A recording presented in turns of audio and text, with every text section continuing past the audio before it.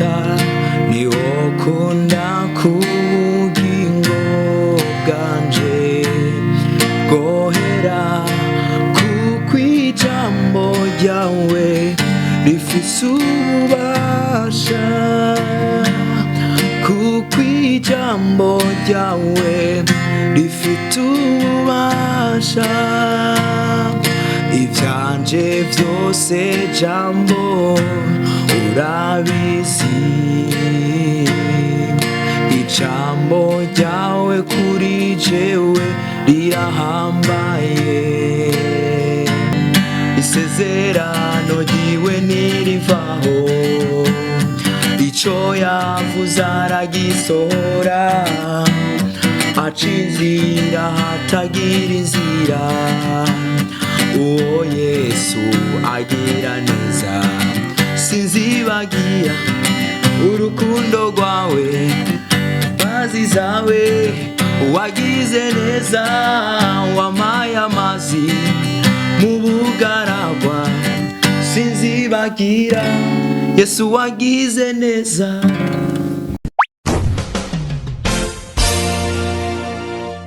Yes, bakunzi ba PITV mumeze gute? Ndi Moses Angelo. Reka tubaramutse cyane mwebwe aho muri hose bakunzi bacu abari hano mu Burundi, ku mugabane wa Afrika, Iburaya, Amerika, Aziya.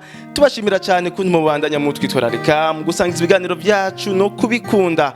Ibiganiro byiza ubwo tubazanira abaririmbyi bari mu mpano zitandukanye, abarimba profane, gospel, indirimbo zihimbaza Imana. Ariko kandi n'abakomedie, abafise ubushakashatsi butandukanye, utugenegene abo bose turabakirana muri PITV. Nta numwe dukumira rero, rero tubashimire cyane kandi tubatumira muri kino kiganiro kidasanzwe. Nkuko mubibona rero, murumva yuko tubakiriye no munsi neza cyane, akadiho kameze neza, no musore ariko aravuza araberewe cyane. Mukanya murambaza ati ngo ninde uwo nawe akora iki? Mukanya rero maza kumva uko aririmba, akaba asanzwe ari umuririmbyi w'indirimbo za gospel, zimwe bamwe bita indirimbo z'Imana, ariko benshi bakavuga ati oya size Imana ahubwo n'indirimbo zihimbaza Imana. Rero tudatebye reka tunamwakire tumubaza uko ameze. Umeze neza? Ni sawa, ameze neza ndashima. Ego, karibu cyane muri PITV. Merci beaucoup. Wimva gute? En tout cas ndanezerewe ko ntanguye indwi neza. Ya. Nakadeho gashasha. Cyane gose. Ego, kumbere rero abariko baradukurikira bavuga ati uyu musore ariko aravuza ninde asanzwe akora iki? Ku mazina nitwa Keve Dushime, sanzwe ndi umunyeshure, ariko mu bundi buzima nyene mu byo bw'impwemu sanzwe ndi n'umuririmbyi. Ya. Bwivuze mu byo bw'impwemu hariho n'uburyo bw'umubiri. Hariho n'uburyo bw'umubiri. Uburyo bw'umubiri ndashara umunyeshure. Uracara umunyeshure. Mu by'impwemu uri umuririmbyi. Ego cyane. Uri umuririmbyi ari mu ndirimbo za gospel, indirimbo bita izo guhimbaza Imana, sivyo? Kandi turabona yuko ku mbuga ngurukana bumenyi bimeze neza, ufite indirimbo uteramisha abantu. Kumbura abantu baravuga ati Kevin Dushime asanzwe aririmba akorera he ibikorwa byiwe byo gutazira Imana? Keve Dushime ibikorwa by'Imana bikorera muri Eglise iri mu Kanyosha, 8e Avenue bita Eglise y'aba Emmanuel mu Kanyosha. Ani usanzwe rero urangurira ibikorwa byawe cyane gose. Kumbure rero mbere ko dutangura barafise inyota kuvuga ati twumvise ariko aravuza ariko ntitwumve ijwi ariko aririmba, bacishizeho gato kugira ngo tubamare inyota.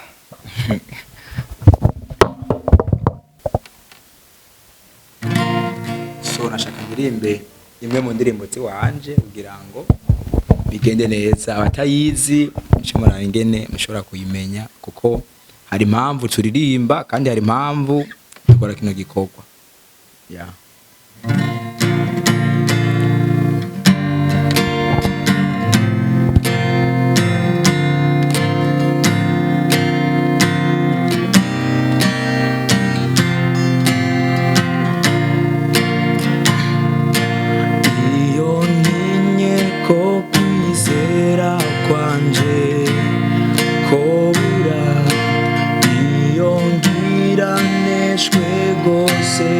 Yesu niwo ufata niwo kunda kubugingo bwanje gohera kuko ijambo ryawe rifise ububasha kuko ijambo ryawe rifite ububasha ivyanje vyose jambo urabizi ijambo ryawe kuri jewe rirahambaye rirahambaye rirahambaye jambo niwe niratagusa jambo niwe waremye byose ivyaremwe byose byaremwe nawe mpamvu ihari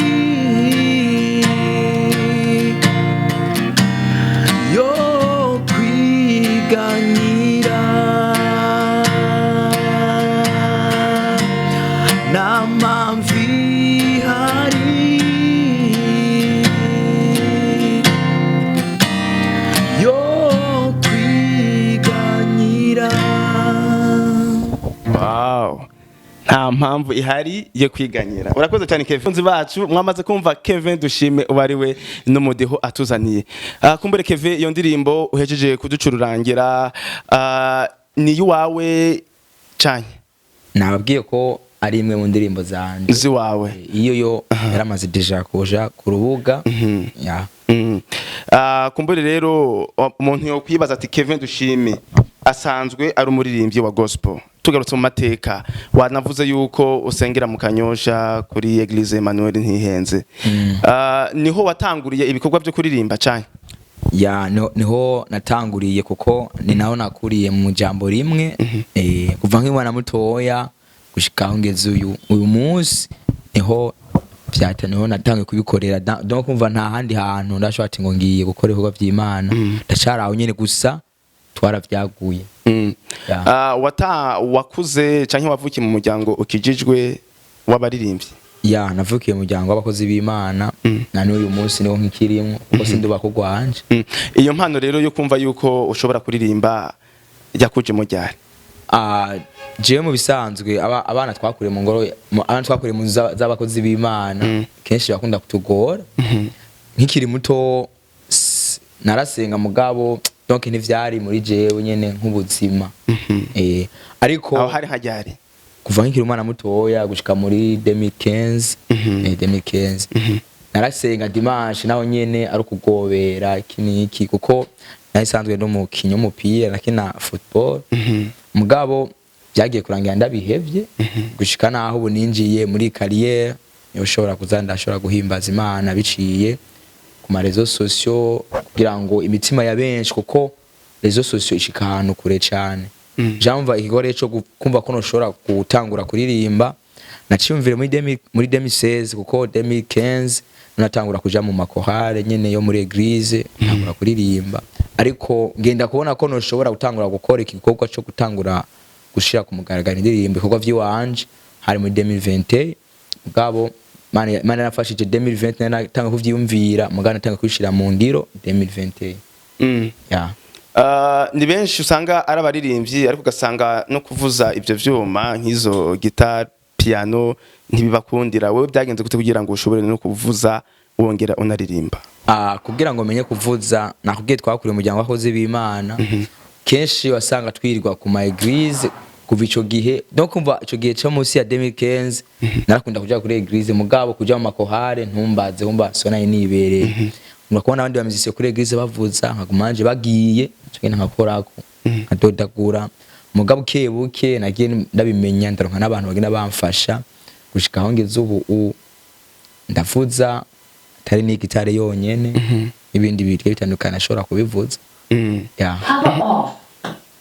utanguye rero kuvuza kuririmba indirimbo yawe yatanguye kuja ku mugaragaro ryari neza na neza indirimbo yanje yatanguye kuja ku mugaragaro 2020 mu mwaka uheze mu kwa gatanu ya Uyu munsi rero ufite indirimbo zishika kuri zingahe? Uyu munsi iziri ku rubuga canke iziri ku rubuga? Iziri ku rubuga indirimbo 4. Ubwo rero hari n'izindi zitaraja ku rubuga? Hariho n'ibindi umva donc twaratanguye gusaba mwe mugira ngo dukomeze tubandanye. Hari izindi zikiri novuga zikiri ko zirahinyanya neza cyane. Hari indirimbo yasohotse ku munsi wa gatandatu iri mu buryo bw'amashusho tubona uri nk'ahantu mengo hari nka concert. Wotubwira muri make iyo ndirimbo uko byari byifashe? Nakubwiye ko byafashe umwanya munini. Ariko mbona na posting indirimbo 4. Iyo ndirimbo 4 iya mbere niyo yari audio gusa. Nashize ko audio. Ariko izo zindi zitatu zimaze kujako nazo nyene nazikoze nk'ijya mwabonye niko zikoze. Kugira nimve gukora kirya kintu je kuva na kare namye nkunda gukora ibintu by'abazungu. Abazungu n'abantu bativuruga. Kumuzungu ni bakiusa usanga akora indirimbo ngaha aciye agenda hariya mu Ruziba, aciye agenda hariya mu Carama, ama image agiye atandukanye. Tumenga n'abantu birabaruhisha mu maso. Kandi twege tuba utanga ubuzima umuntu akaba concentre akaraba ikintu kimwe na kimwe pana guma tumutwaya tumugaruka nino umva mbona kumenga no shaka gukora ibintu biri ahantu hamwe. Ariko ndiyumvira ko byoba natumiye nk'abantu kugira ngo duhimbazanye. Donc nayikoze mu mpwemo yo guhimbaza. Ubwo benshi ntibavuga ati wagombye kwigana Israel Mbonyi kuko nawe amashusho yiwe usanga ari mu kibanza kimwe? Israel Mbonyi simona je ico duhuriye ko nawe nuko twese tuvuga ivy'ijambo ry'Imana. Kuvuga ngo naragombye kwigana nawe kuko we afise ingene abikora natwe dufise ingene tubikora. Ariko kimwe avuga ati inyoni guruka yisunga igiti. Nakubwiye ko tunatu batandukanye. Ugiye kuraba no muri Tanzania nanye niko babikora. Ugiye kuraba muri South Africa niko babikora. Kuko natwe ngaha mu Burundi tutobikora. Twarabona yuko hariho abantu benshi. Ubwo urabararikira yuko ari concert canke uvuga ati nimuze muri clip? Donc bajya turagerageza gutanga ama invitation ku bantu bishoboka. Hama bandi nabo turabwira ko tuje muri clip ya live recording kugira ngo baze biteguye bazi ico baje gukora. Kuko mbwiye ko ari tournage isanzwe benshi menya kumenga ni tournage isanzwe ijyanye uramwe ibyo muje gukora kwazana n'umutima wo guhimbaza. Bajye nabo twabonye mwari ko murafashanya bigenda gute? Ni band yawe niko twabivuga? Ijya si band yanje komte ariko navyifuza ko ushobora kwa band yanje. Two turavyiga mu minsi iri imbere dushobora gushira ku mugaragaro band nyayo nyezina. Gusa bajya twarafashanije kandi turabishima gose. Ariko indirimbo iguma ikwegukira wowe nyene? Indirimbo iguma inyegukira kuko iri kwegwa wanje bo dufise ibintu tuvugana ku ruhande bakunda kuvyita ngo ni inbox narukunda kutavugana. Turabona rero indirimbo ya audio kubera iki yo utashimye kuyikorera amasanamu nkayo watweretse? Iyo ndirimbo ya audio ndimbo donc nariko ndaraba ko vyokunda. Nariko ndaraba ko vyokunda. Mugamaze kubona ko vyokunda cyangwa tinzosogira audio. Ngira ama video. Gusa nayo nyene mu kindi koko dupanga gukora nzoyisubiramwo tushoye kuyimodifya tuyizane mu buryo bwa live kuko na nyene yari playback. Yizana mu buryo bwa live. Watubwiye yuko rero usanzwe uri umuririmbyi ukaba unavuza. Hariho benshi rero barimba gospel barimba mu njyano zitandukanye master atandukanye. Wowe style ikurimwo ni yi? Jean vuze style indimwo. Unakunda kumbure? Iyo prefera cyane ni style y'ikizuru. Iyo rero uri kuraririmba ukunda kwandika wisunze ibiki? Kuko turakunze kubona abarimbyi benshi baravuga ati je nandika nisunze ubuzima mbayemwo canke umuntu agafata Bibiliya akavuga ati reka ndabi muri Zaburi akavuga ati kankompoza indirimbo. Wewe ukunda kwandika inspiration nk'ibyumviro nyamukuru unabikura he? Kwandika iyo nishinga ngomba kwandika ndamaza nkasaba Imana kugira ngo inshoboze. Gusa kenshi nkunze kuraba ku buzima bw'Imana. Ubuzima bw'Imana no kugerageje kuraba Imana iciri nico yakoze kuri twebwe. Maze gutahura ko hari ico yakoze n'iciri kuri wewe cyangwa umenga nka inspiration gushora kwandika. aha nahunze kwandika fatiye ku buzima bw'iwanje kuko ariko indirimbo nzo gushaka ko zose ni ubuzima bw'iwanje ariko nakwifuza ko no mu bigiye kuza Imana yonshoboza ko no kwandika ku buzima bw'abandi bantu ya watanga itubwiye yuko wakuze ubikunda kumbure umuririmbyi yatumye aguha inspiration ukavuga ati ndumva yuko nanje nokorera Imana mu kuririmba ariko hari umuntu yakubera icitegererezo wamutubwira donc umva nakubwira ati inyoni igwa yisunze igiti ariko ngerageje kuraba ndakunda cyane DUDU ndakunda cyane DUDU harakarimba kiwe wobuze nta ndi mutayizi hariho ayaya ndirimbo ashe no mu bibi bwe kwimoza rya ndirimbo aha woyivuza acha kuririmbira ibintu byoroshe ngaho tujishirizeho gato twumve kuko Imana yaravyoroheje mu yego ya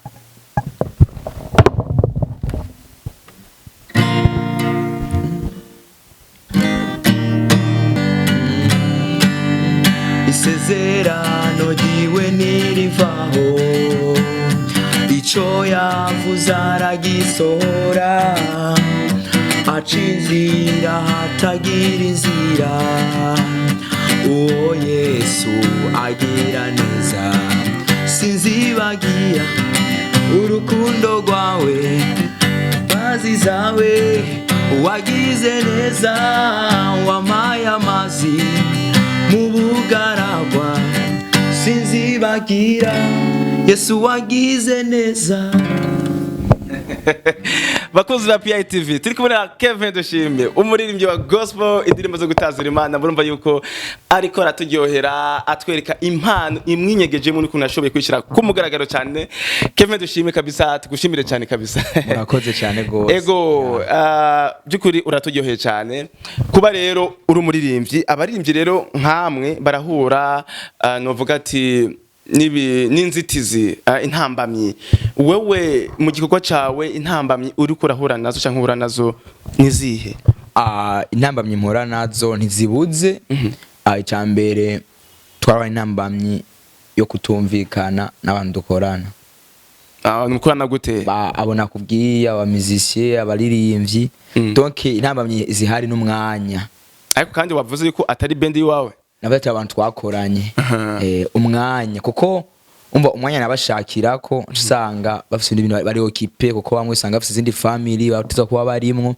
ariko ico ni cyabaye intambamye gusumba ikindi cyagiye kuba intambamye cyane ni ikintu kijanye nyene no n'abantu bage dukorana bage bamfasha ifukuzana ivyuma lighting janye biki nibiki byagiye agorana gato ariko nta ntambamye ndavuga ati iri grave yashoboye kugaragara kuko twabishizemo amasengesho cyane kino gikorwa twaragisengeye cyane kumbure yuvuze yuko hari ibyuma mwazanye aho tumva yuko uburyo bw'amafaranga ni wewe wisofye bimeze gute ja amafaranga nayimana nayimana kandi Imana ishobora kuzana amafaranga uko nyine cisha mu bantu ja umva naragaje ko nshoboye ndarondera amafaranga ndarondera ko nshoboye ariko Eglise yarashizemo kuboko ndafise nabandi bagenzi bagiye bashirango kuboko umva sinovuga ati nakashizemo amahera kiniki ariko cyose vyagi isorosoro rigwira iyo rija ya benshi baragira icyo bita management abantu babafasha wowe nta management ufise management je ntabwo ndayifite ariko urayifuza ho cyane gose inabonesa ahubwo byo bari amavuta kumbuye rero wewe ikintu utegekanya nka Kevin Dushime mu mwuga urimwo nko mu gihe cy'imyaka nk'itanu wewe umva yuko uzobugeze bunda ahandi naho arakwesha ama Spotify anye badisangayo ni Kevin Dushime ama iTunes hose niyo ziri ama kuri Apple Music hose mudisangayo ya wavuze yuko kumbure uri umunyeshuri tugarutse mu buzima busanzwe bavuga ati Kevin Dushime yiga hehe mugiye gisata bimeze gute niga génie civile niga kuri Université Sagesse d'Afrique muri Asiatique ya hari ikibazo Kevin gikunze gushika ku baririmbyi ba gospel aho bavuga ati abahungu kenshi barahura n'ibigeragezo by'abakobwa ko bivanye n'ukuntu baririmba ivyo byo bimaze kugushikiraho ico kibazo kwera ya uko ajya uhura n'ibigeragezo bivana ku mana comportement witwaramo canke umwanya ubaha n'ibiganiro muyaga ya saje novuga ati ntibirambako sinzi ko noba nugaye mu mutwe kumwandi bakunda kuvuga ati ngo naka ngo ari compliqué ngo jomba tuje kuyaga turabareze n'abagezi uzanye indi bintu cyawumva nawe ko akabazo kanyuma abibaza yuko gospel ari business wababwira iki? Gospel ntabwo ari business ariko jambo ry'Imana yavuga ati ngo muzotungishwa n'ingabire zanyu neza cyane ntitikugira ngo duhembwe ariko kubera ko tuba twabikoze Imana igashima aho tugeje tubikora izana umusaruro byo tuko turakora cyo tumusanga tugana turaronka imisaruro kuko yandukoresha byose twinvestistamwo uburyo umbe Imana irabona ati harageze ko tugirane ko umuntu wanje akora igikorwa ikaza n'andi mafaranga ariko principe ya mbere ntabwo ari business watubwiye rero ukuntu watanguye urugendo warakina umupira urabiheba uvuga ati kankorera Imana urabwira iki abadukurikira ugwaruka kumbure goba ruri muri iyo nzira gufata ingingo kugira ngo nago rukorera Imana uko go bikenza nizi impanuro ruha amajambo yo kubashigikira? Ijambo nobaha nuko bwa mbere na mbere sinobati ngo bahebe ivyo barimo kuko asanga bafite akamaro ariko cyo no basaba nk'ugwaruka abajene turakwiye kwama dusoma ijambo ry'Imana tugasenga ko no asoma ijambo ry'Imana ugasenga kuko umuntu si wahindura sese sinshobora kuguhindura ariko imwemu Imana yonyene nifise uruhusha n'uburenganzira kuguhindura uko ari muri mu Baroma umunani uko ari muri 36 menga no havuga ati ngo abo hamagaye kera yarabatoranije ngo ibaho bwiza ngo irabatsindanishiriza cyo no basana uko mwosenga kugira ngo Imana ibakomeze kandi bagasoma cyane ijambo ry'Imana kuko byose turirimba twibaza ijambo ry'Imana kandi nuko boguma muri Yesu Kristo no hari amahoro honyene cyane gose. Kevin reka tugushimire cyane kubyiyumviro maze kudusangiza tubaza ko n'ikindi gihe twagutuma ko uzoshobora kutwitaba. Murakoze cyane ahubwo nanje ndanabashimira hamaje ndahari sivye ko nibitagorana ndahari kwera yego kumbere nkuko twatanguye tuvuza ka melody aka beat aho uvuza kugira ngo cyo turangiza.